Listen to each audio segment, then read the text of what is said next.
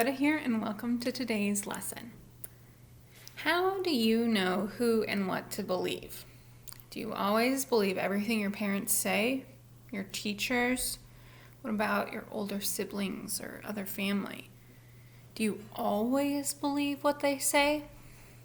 What if it's a story that seems unbelievable, like a miracle? Doubting what you saw, heard, or were told is not always a bad thing. Today we're going to learn about a disciple named Thomas who doubted the fantastic miracle of Jesus' resurrection in the same way that we like to doubt stuff that doesn't make sense. Let's open with a prayer.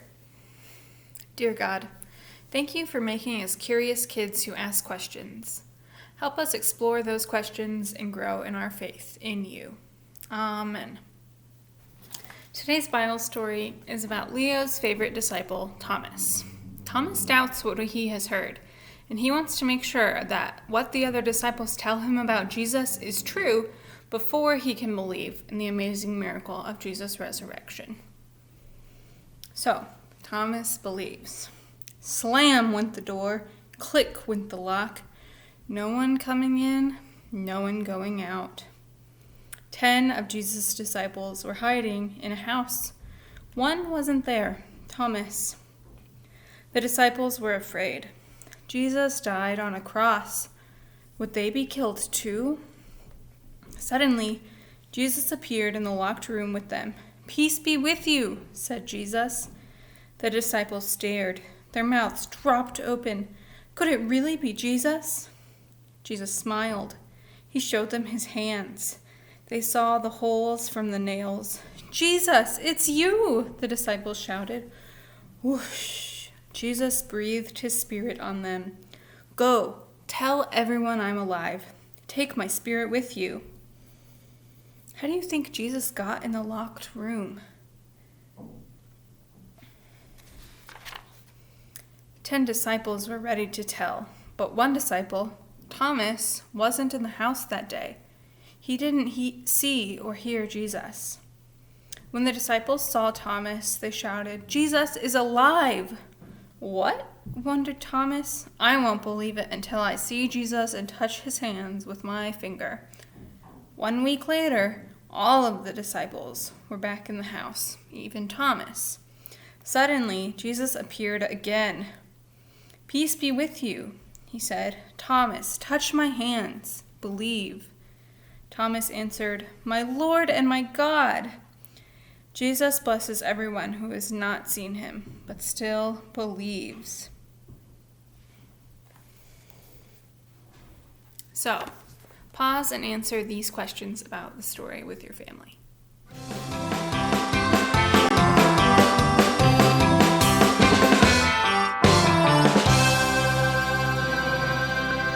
Have you ever been playing a game and something that one person says upsets everyone else? That's what happens to poor Leo in our video today. Let's see what he says and how everyone responds.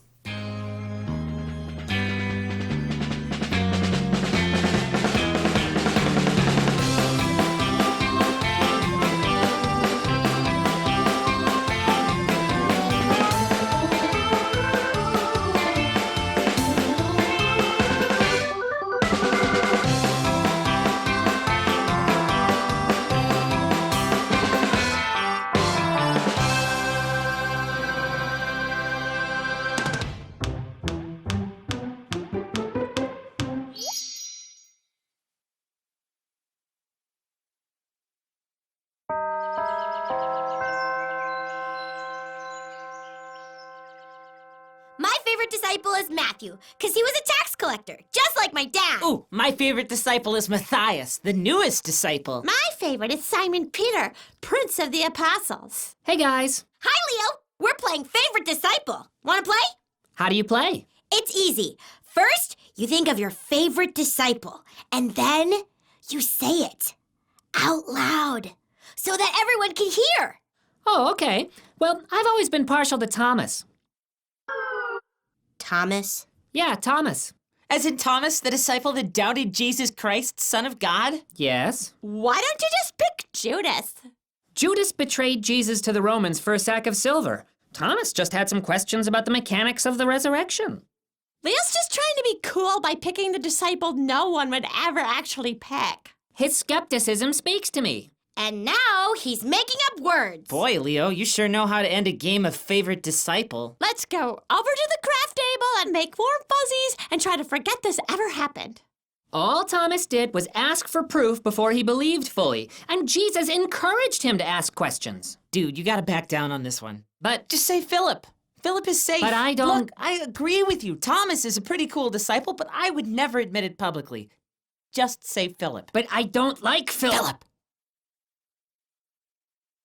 Look, you guys, I think you're confusing faith with certainty. Thomas's doubt doesn't mean he lacked faith. It just means he had some questions. But how can you have doubts and still believe? I have doubts about all kinds of things in the Bible. What? Some parts don't make a whole lot of literal sense. Which parts don't make sense? Oh, I guess I struggle a little bit with the story of Noah. What is wrong with the story of Noah? Look, I really don't want to offend you. No one is offended, Leo. We're just having a nice, friendly, calm theological debate.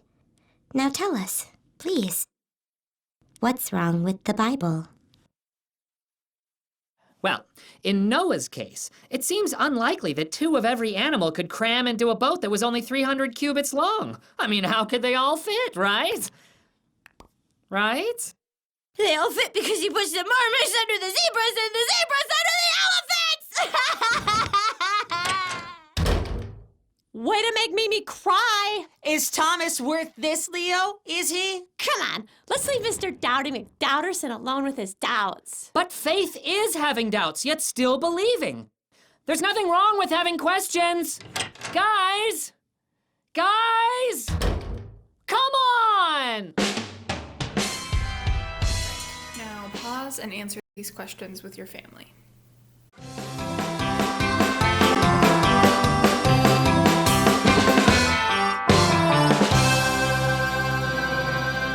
So, for activities today, first game we're going to play, you need 2 dice. So, go find a board game that has some dice in it. You need 2 dice, and it helps to have more than one person for this game too. But Jesus said that those who believe without seeing are blessed. Christians believe in Jesus even though we have never been able to see him. You know, he lived 2,000 years ago, so we've never actually seen his body. But we still believe that he's real and that he saves us and he came back from the grave. So, I'm going to put something up in a minute that has 12 different things on it that are things that we know are real but we can't see. So, we have love, joy, memories, trust, hot, cold, gravity, wind, sound, time, thoughts and ideas, and the internet. So these are all things that we can't really see, but we know they're real. So you will take turns rolling the dice, and you will try to act out, no words, just act out these things that we can't see but we know are real.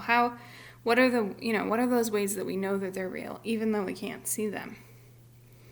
So you'll roll the first dice, and that will be one of the things from that first group of 6, and then you'll roll the second dice, and you'll add the number to the second dice as the one you got on the first dice, and that'll be in the second group.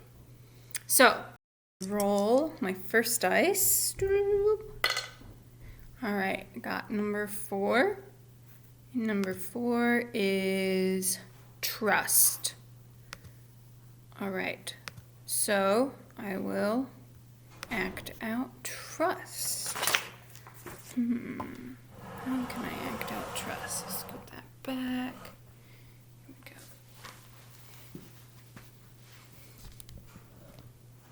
Here we go. Man, this is hard.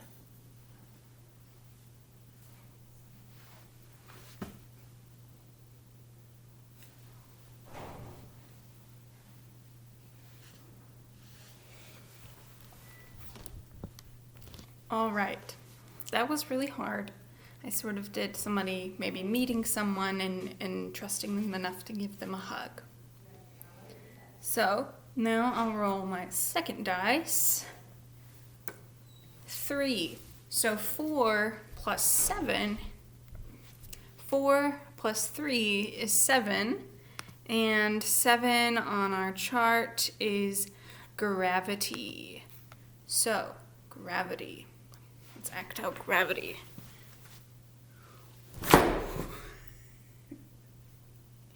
Gravity. It's what keeps us stuck on the earth and not floating around. It pulls us to the ground. So, that was gravity. So, play around to where everybody at least gets to roll both dice, so you're acting out two different things. You could play it as a game where you don't show the other people your dice and they have to guess which one it is, or you can maybe do it together, and some of these, maybe trust would work better with two people than one person. I'm playing it out. But think about those ways. It's to help us think about the ways that even when we can't see something physically, we can't hold it in our hands, that we still know that it's there because of all of these great effects it has around us.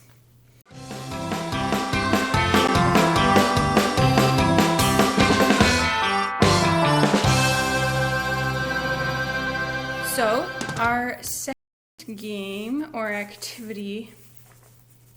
So, our second activity is to think of a question that you would want to ask Jesus, or that you have about Jesus. Thomas didn't say he didn't believe in Jesus or he didn't love Jesus. He just had trouble believing until he was able to see it.